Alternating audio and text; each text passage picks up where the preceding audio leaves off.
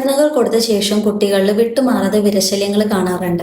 മലദ്വാരത്തിന് ചുറ്റുള്ള ചൊറിച്ചില്, പ്രത്യേകിച്ചും രാത്രി സമയങ്ങളിൽ കുട്ടികൾ ഭക്ഷണം കഴിക്കാതിരിക്കുക, എപ്പോഴും ക്ഷീണം പറയുക, അല്ലെങ്കിൽ വിളർച്ചയുടെ പ്രശ്നങ്ങൾ, ഇതൊക്കെയാണ് ഇത്തരത്തിലുള്ള കുട്ടികളിൽ കാണപ്പെടുന്ന പ്രധാന സിംറ്റം. വിരശല്യത്തിന്റെ ബുദ്ധിമുട്ടുകൾ പൂർണ്ണമായിട്ടും മാറിക്കിട്ടണമെങ്കിൽ ഈ കാര്യങ്ങൾ കൂടി ശ്രദ്ധിക്കുക. കുട്ടികളുടെ നഖങ്ങൾ എപ്പോഴും വെട്ടി നീറ്റായിട്ട് വെക്കുക. അതേപോലെ തന്നെ ഭക്ഷണം കഴിക്കുന്നതിന് മുന്നേ ആയിട്ട് കൈകൾ സോപ്പിട്ട് കഴുകിയിട്ടുണ്ടെന്നുള്ളത് ഉറപ്പുവരുത്തുക.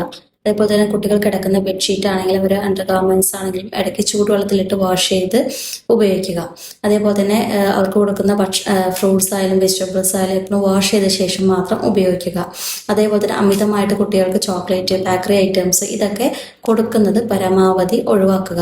ഇത്തരം കാര്യങ്ങളൊക്കെ ശ്രദ്ധിച്ച് കൂടെ നമുക്കിത് ഹോമിയോപ്പതി മരുന്നുകൾ 3 മാസം ഇടവിട്ട് ഇങ്ങനെ തുടർച്ചയായിട്ട് വിരശല്യം ഉള്ള കുട്ടികൾക്ക് കൊടുക്കുകയാണെങ്കിൽ ഒരു പരിധി വരെ ഈ ഒരു ബുദ്ധിമുട്ടുകൾ കുറച്ചുകൊണ്ടുവരാൻ സാധിക്കും.